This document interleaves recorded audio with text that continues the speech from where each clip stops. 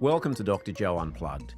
This podcast contains general information and is not in any way medical advice. Do I take the bait or not? All right, I'll take the bait.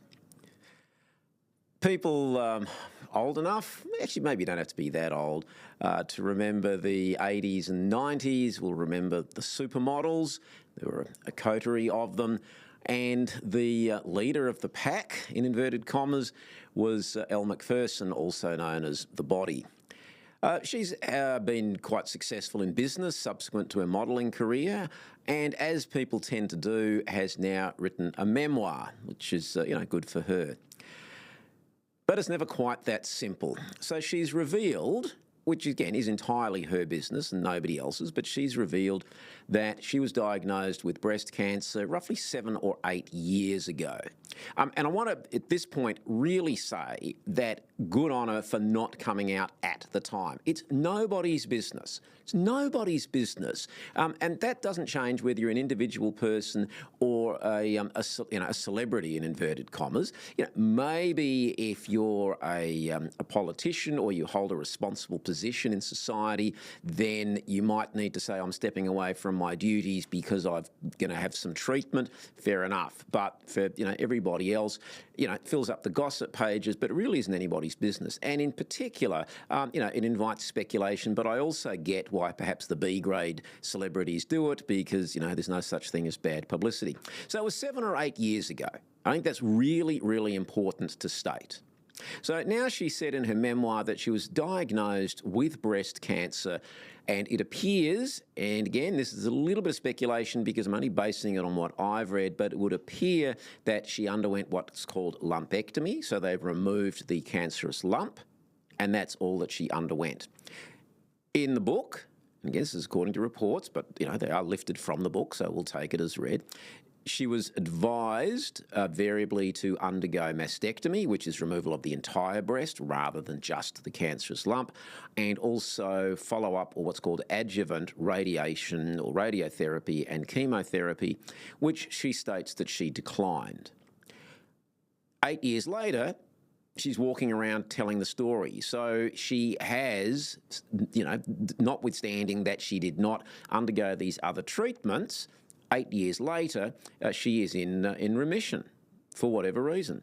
Now, there are a few potential reasons, the main one being that not every cancer spreads, and if it was found early, and if the lump being removed contained all the cancerous cells, that could explain it. But one way or the other, what we can't deny is that 8 years later, she is walking around telling the tale and doing quite well. But of course, we have to have buy-in from assorted doctors who will want to scream blue murder. Headline in the Australian newspaper, dangerous, irresponsible doctors slam Elle's cancer claim. We're supposed to live in an era where we have what's called informed consent and shared decision-making. So in other words, an individual, other than, and we've seen that with The Thing a few years ago, individuals cannot be forced to undergo medical treatment. They can be advised, and that advice might be very worthwhile, and it might be in the person's interests to follow it, but they cannot be forced or compelled to follow it. So if an individual, and it doesn't matter whether they're famous or they're not famous, makes a decision as to what they want to do, and that can include accepting or declining treatments in an informed manner, then they are absolutely at liberty to do so. And that decision is meant to be respected rather than slammed. And in particular, and this is, I think, why, and we've done a previous podcast about trust in the medical profession, I think this is why trust might also be on the decline, that how do you criticise somebody who is basically alive and well and more or less telling them you've done the wrong thing, almost like, how dare you be alive? How dare you not accept their advice and somehow get away with it? Now, necessarily, not everybody should be doing this. There are going to be people who may decline treatment and it does not end well for them. So absolutely, you need to listen to the advice from your doctor. But in all circumstances, the final decision rests with the individual. Now, to the rescue, as always, is Vinay Prasad, who is a haematologist and oncologist. And you can always rely on Vinay, and if you don't follow his Substack, I'll probably mentioned him before, I suggest you do. I'll quote from his piece. Chemotherapy is sometimes offered to a woman after surgery for localised breast cancer. The goal is to reduce the risk of breast cancer recurrence and improve survival. Without knowing the precise details, the magnitude of the benefit is typically 2 to 7%. To give some rough numbers, 16 out of 20 women might be cured by surgery alone, but 17 out of 20 would be cured with surgery and chemotherapy. Put another way, 20 women have to take chemotherapy so that one more is cured, and sadly 3 will have recurrence no matter what they do. Now, that's actual data and numbers, not hysteria. So what he's basically saying is there is about a 6% increased survival rate for a woman in this particular circumstance. And again, we don't know the exact cell type, so very, very, very important point is that what happens to Elle McPherson is not necessarily what happens to anybody else. Each person is different, their circumstances are different.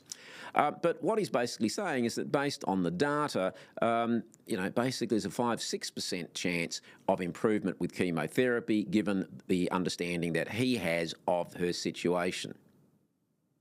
So in that setting, when one actually looks at real figures and data, it maybe is not such a surprise that having declined adjuvant chemotherapy, 8 years later, she's writing a book and telling us all about it. Now, obviously, all of this helps her book sales, and, I'm probably doing the same. And look, she doesn't need the money, so what of it?